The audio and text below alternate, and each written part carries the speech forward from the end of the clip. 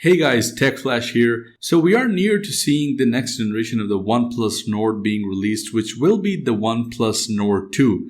Now, there have been leaks and rumors floating around the internet, so today's video will be mainly focused on that. Initially, when the OnePlus Nord was released, there were very high expectations because this is what OnePlus was known to do. In fact, OnePlus was actually known as the flagship killer because it provided so much in a very affordable package. Keeping that in mind, the bar for the OnePlus Nord was raised, but when it was released, it was a bit underwhelming and not as successful as initially thought.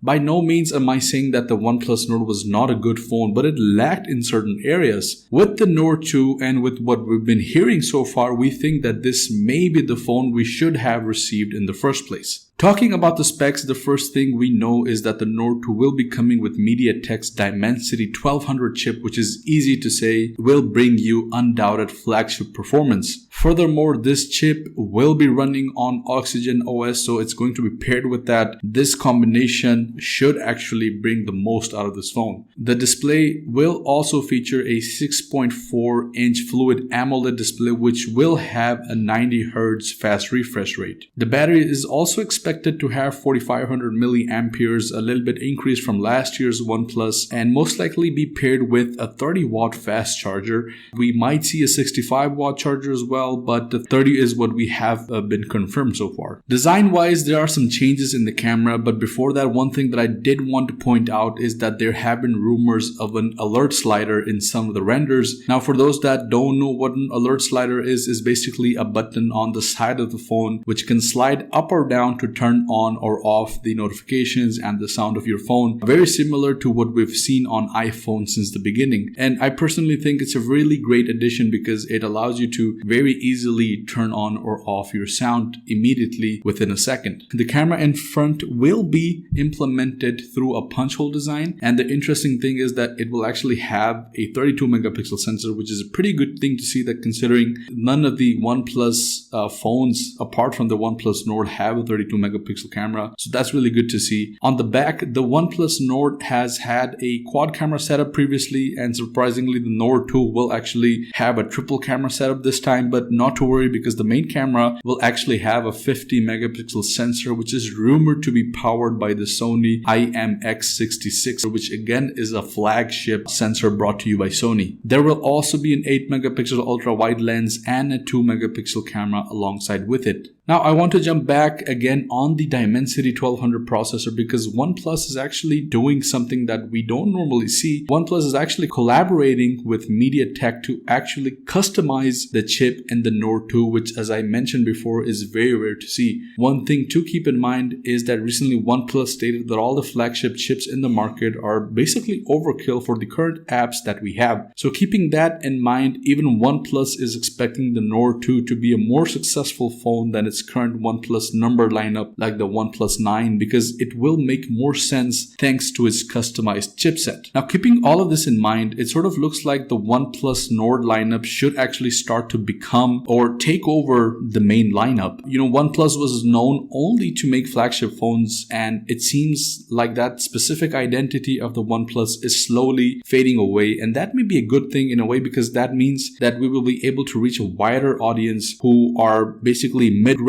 phone seekers, sort of like in markets like Asia, Middle East, where people are more keen on getting a mid-range phone rather than a very high-end flagship phone. But it also makes us double-minded considering the original OnePlus Nord was not really a phone that lived up to its expectations. But as of now, I guess all we can do is just wait because there will be more coming up and only time will tell exactly what we should be expecting from the Nord 2. Anyways, that's it for now. I hope you guys enjoyed the video. If you did, please leave a like, comment any questions or thoughts that you have, because as I said, we do appreciate your feedback. We want to answer as many questions as we can. And remember to subscribe if you haven't already, and stay tuned for more updates and upcoming tech. Until then, I'll see you guys in the next one. Peace out.